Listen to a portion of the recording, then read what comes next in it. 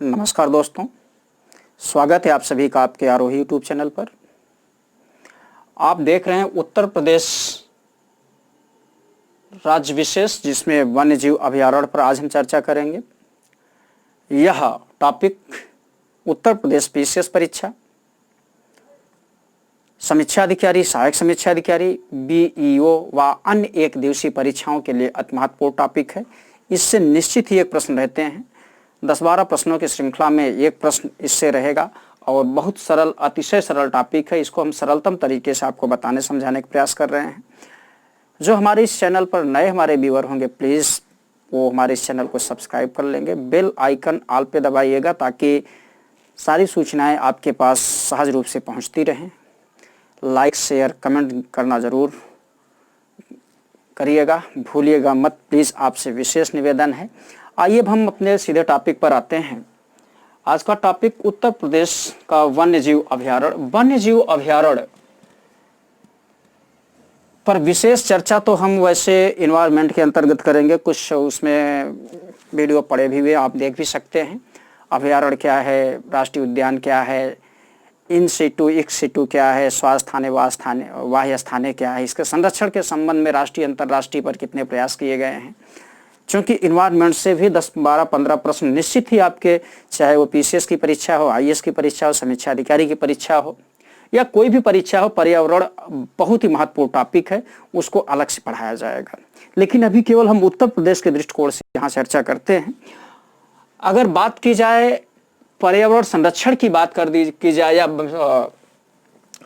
वन्य जीव संरक्षण की बात कर दी जाए तो भारतीय संविधान में वन्य जीव संरक्षण के संबंध में चर्चा किया गया है। भारतीय संविधान के अनुच्छेद 48 का के नीति निर्देशक के अंतर्गत इसकी चर्चा किया गया है। ये भी प्रश्न आपसे पूछा जाएगा। लेकिन यही एक बात और आपसे पूछ लिया जाएगा कि वन और वन्य जीव संरक्षण के संबंध में ये किस सूची में, भारतीय संविधान के किस सूची में इसकी चर्चा की गई है? तो समवर्ती सूची में इसका उल्लेख किया गया है। लेकिन ध्यान देने की जरूरत है, ये तो संवैधानिक बात रही। संविधान के अंतर्गत इस पर संरक्षण किया गया है। राष्ट्रीय अंतर्राष्ट्रीय स्तर पर भी बहुत प्रयास किए गए हैं, सरकारी गैर सरकारी संगठनों द्वारा, संविधान के अधिनियमों द्वारा भी अधिनियमित किया गया है। 1972 में, ध्यान रखने की जरूरत है, बहुत महत्वपूर्ण टॉपिक है, खूब पूछा जाता है, आगे इस पर हम चर्चा किए हुए हैं वीडियो में। तो 1972 में श्रीमती इंदिरा जी की सरकार में 1972 में वन एवं वन्य जीव संरक्षण के संबंध में अधिनियम बनाया गया है। अंतर्राष्ट्रीय स्तर पर भी पेटा नामक संगठन बनाया गया, जिसका फुल फॉर्म है people for ethical treatment of animal. इसका मुख्यालय वर्जीनिया में है। वर्तमान में इनके अध्यक्ष इनग्रिड न्यूक्रिक हैं। ठीक है, भारत में भी इससे संबंधित निरंतर गतिविधियां संचालित होती रहती हैं। श्रीमती मेनका गांधी जी इससे विशेष रूप से संबद्ध हैं। और इसी के संबंध में बात कर ली जाए, अपने भारतवर्ष में कब सबसे पहले राष्ट्रीय उद्यान या राष्ट्रीय अभयारण्य की चर्चा बनाया गया है, तो 1935 में सबसे पहले मोतीचूर राष्ट्रीय उद्यान, या जिसे आज वर्तमान में राजाजी वन्य जीव अभयारण्य के नाम से जाना जाता है, ये उत्तराखंड में अवस्थित है। 1936 में, ध्यान रखिएगा, 1936 में हैली राष्ट्रीय उद्यान बनाया गया, जिसे वर्तमान में जिम कॉर्बेट के नाम से जाना जाता है, नैनीताल में है। ये भारत ही नहीं अपितु एशिया का भी पहला राष्ट्रीय राष्ट्रीय उद्यान है। शेष बातें हम अलग से करेंगे। 1956 में देश का पहला वन्यजीव परिरक्षण संगठन की स्थापना उत्तर प्रदेश में ही की गई है, ध्यान देने की जरूरत है। अगर बात की जाए कि उत्तर प्रदेश में कुल कितने वन्यजीव अभयारण्य हैं, वन्यजीव अभयारण्य की बात कर ली जाए तो यहाँ पर दो चीज़ें शामिल होती हैं।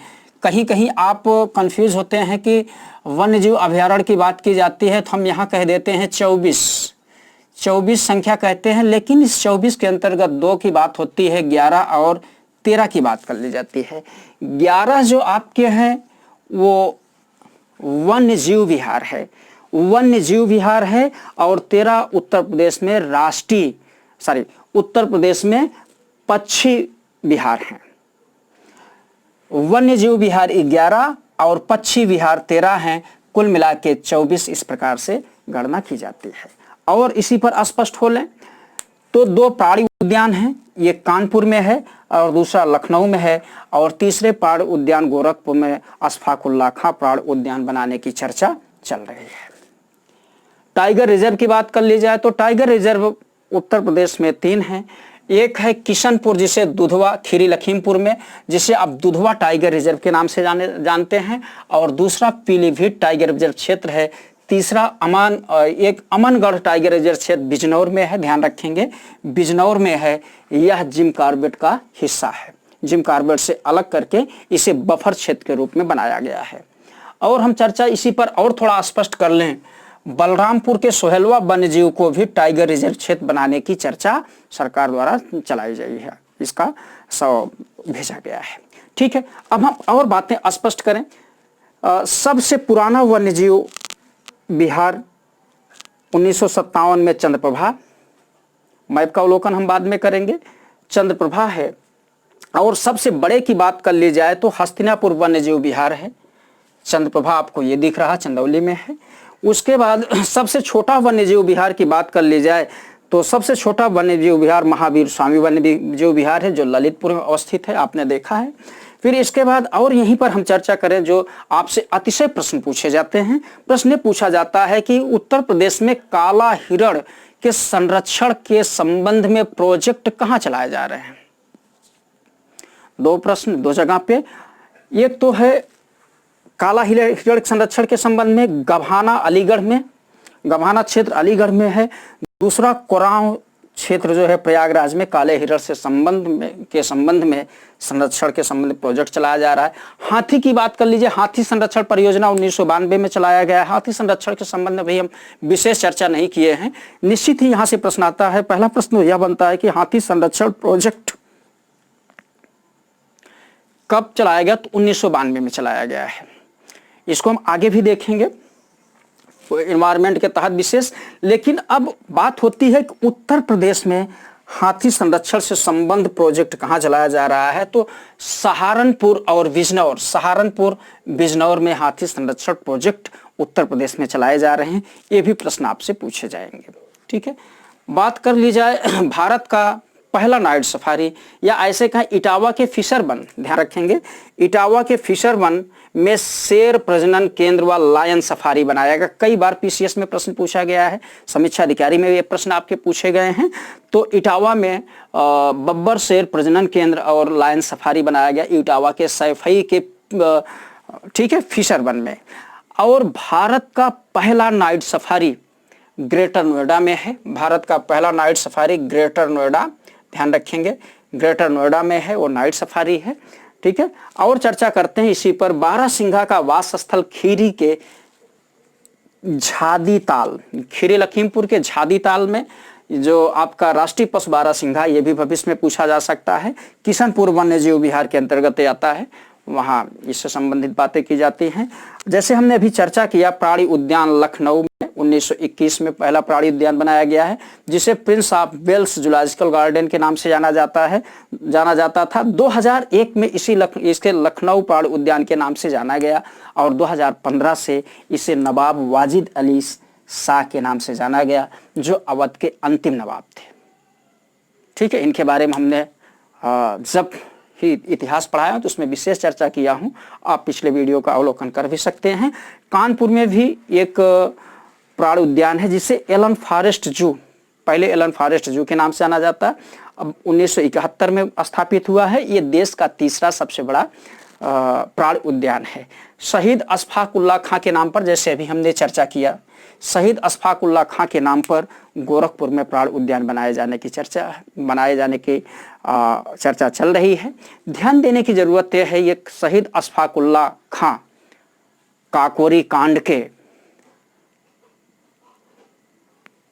अभियुक्तों में से एक रहे। इन्हें शहादत मिली, और शहादत क्या, फांसी पर इन्हें गोरखपुर जेल में इन्हें फांसी दी गई, और इसी कारण से यहाँ होता इनके नाम पर बनाए जाने की संभावना है। बहुत इस तरह से है। आइए और चर्चा करते हैं। अब देखा जाए, एक जो तकनीकी तौर पर आप समझें कि जो आपके 11 वन्यजीव विहार हैं, यहाँ से कूट से प्रश्न पूछा जाता है, कौन सा वन्यजीव विहार किस जिले में है। यहाँ सूची भी मिलाने की बारी आती है, निश्चित प्रश्न पूछा जाता है। और किस जिले में अवस्थित है, दो तरह के, एक तो जिले में अवस्थित है, दूसरा कूट पूछा जाता है। यहाँ आप क्लॉकवाइज एंटी क्लॉकवाइज मेरे साथ चलने का प्रयास करें। 11 है, आप एक बार में ही रट लें। अगर आप अवलोकन करें उत्तर प्रदेश के मैप का तो देखें, यहीं से देखें, ललितपुर से देखें। अगर हम ललितपुर से देखते हैं तो ये उत्तर प्रदेश के बॉर्डर एरिया को कवर करते हुए आप जाइए। जो उत्तर प्रदेश के बॉर्डर एरिया हैं, किनारे क्षेत्र में आपके वन्यजीव विहार हैं और बीच के हिस्से में अधिकतर पक्षी विहार है। अभी यहाँ पक्षी विहार को हमने नहीं मेंशन किया है, उसके लिए हम अलग से एक मैप बनाएंगे। इसलिए अगर यही करना चाहेंगे तो ये थोड़ा सा डिस्प्यूटेड हो जाएगा और ओवरलैपिंग करेगा, इसलिए समझने में दिक्कत होगी। उसके लिए अलग से हम चर्चा करेंगे आपसे।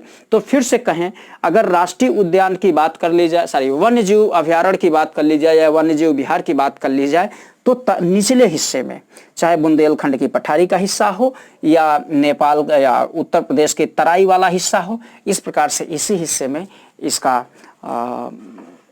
ये बनाए गए हैं। आइए देखें। तो अब यही हम ललितपुर से शुरू करते हैं। ललितपुर में एक वन्यजीव विहार है जिसे महावीर स्वामी वन्यजीव विहार के नाम से जाना जाता है, ललितपुर में अवस्थित है, खूब पूछा जाता है। फिर थोड़ा सा और आगे बढ़ते हैं, हम चित्रकूट चलते हैं। हम चित्रकूट चलते हैं। चित्रकूट में एक है रानीपुर वन्यजीव विहार, चित्रकूट, बांदा में भी कुछ इसका हिस्सा आता है। फिर और आगे हम थोड़ा चलें, सोनभद्र का सफर करें, यहीं से आगे बढ़ें। सोनभद्र में कैमूर वन्यजीव विहार है, ध्यान दें। फिर इसी से आगे जैसे बढ़ते हैं हम चंदौली बढ़ते हैं। चंदौली चंद्रप्रभा वन्यजीव विहार है, सबसे छोटा है और इसकी स्थापना 1957 में की गई। ठीक है। फिर इसी से थोड़ा और ऊपर चंदौली के बॉर्डर पर बनारस है, बनारस में कछुआ वन्यजीव विहार है, खूब पूछा जाता है। इसकी स्थापना 1989 में की गई। यह सबसे नया वन्यजीव विहार है। सबसे पुराना चंदौली, सबसे नया हमने पीछे भी चर्चा किया। ठीक है। और थोड़ा आगे बढ़ें तो चले हम महाराजगंज चलें। महाराजगंज में सुहागी वरवा वन्यजीव विहार है। इसको आप इसी तरह से देखते चलें। आप देख रहे हैं हमारे साथ, आप एंटी क्लॉकवाइज चल रहे हैं। हम क्लॉकवाइज भी चल सकते थे, ठीक है, क्योंकि हम एंटी क्लॉकवाइज नीचे से चल रहे हैं। महाराजगंज आप पहुंच गए, सुहागी बरवा।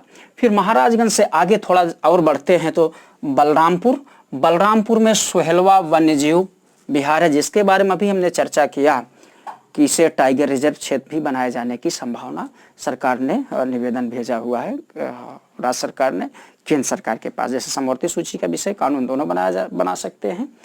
ठीक है। आइए देखें। फिर इसी के आगे थोड़ा और बढ़ते हैं। बहराइच में कतरनिया घाट, ठीक है, वन विहार है। फिर उसके बाद खीरी लखीमपुर में किशनपुर वन्यजीव विहार है, साथ में दुधवा टाइगर रिजर्व क्षेत्र भी है, ध्यान रखिएगा। फिर इसके बाद पीलीभीत टाइगर रिजर्व क्षेत्र है, ये वन्यजीव विहार नहीं, टाइगर रिजर्व क्षेत्र। अमनगढ़ के बारे में हमने जब भी चर्चा कर ली। फिर इसके बाद हस्तिनापुर वन्यजीव विहार है, कई जिलों में पड़ता है, सबसे बड़ा, ठीक है, सबसे बड़ा वन्यजीव विहार है। फिर उसके बाद नीचे और आते हैं, राष्ट्रीय चंबल वन्यजीव विहार इटावा में है। ये आपके वन्यजीव विहार रहे। इटावा में जो आपसे एक बहुत महत्वपूर्ण प्रश्न पूछा जाता है, नाइट सफारी कहाँ है? इटावा में है। बब्बर शेर सफारी इटावा में है, और नाइट सफारी के बारे में हमने जैसे अभी चर्चा की वह ग्रेटर नोएडा में है। ठीक है, बाकी सारी बातें हो चुकी हैं। ठीक है, इस प्रकार से उत्तर प्रदेश के वन्यजीव विहार से संबंधित बातें आप इनको देखें। चलते हैं। इस प्रकार से महत्वपूर्ण टॉपिक पर चर्चा हुई। मुझे आशा नहीं, पूरा विश्वास है आप लोग निश्चित इसको समझ गए होंगे। अगला टॉपिक शीघ्र ही पक्षी विहार या उससे संबंधित फिर इसी प्रकार से उत्तर प्रदेश से संबंध कारवां चलता रहेगा। इसके साथ में इतिहास के वीडियो 1-2 दिन के लिए पोस्टपोन किए गए हैं, क्योंकि ये छोटा टॉपिक है और ये ज़्यादा अंकदायी 10-15 अंक इससे आते हैं, इसलिए इसको हम कवर करना चाह रहे हैं। इसके बाद हम इतिहास या और जो टॉपिक होगा उसको हम देखेंगे। तब तक आप इनको देखें। हमारे इस चैनल को प्लीज़ लाइक शेयर सब्सक्राइब जरूर करें। नमस्कार, धन्यवाद।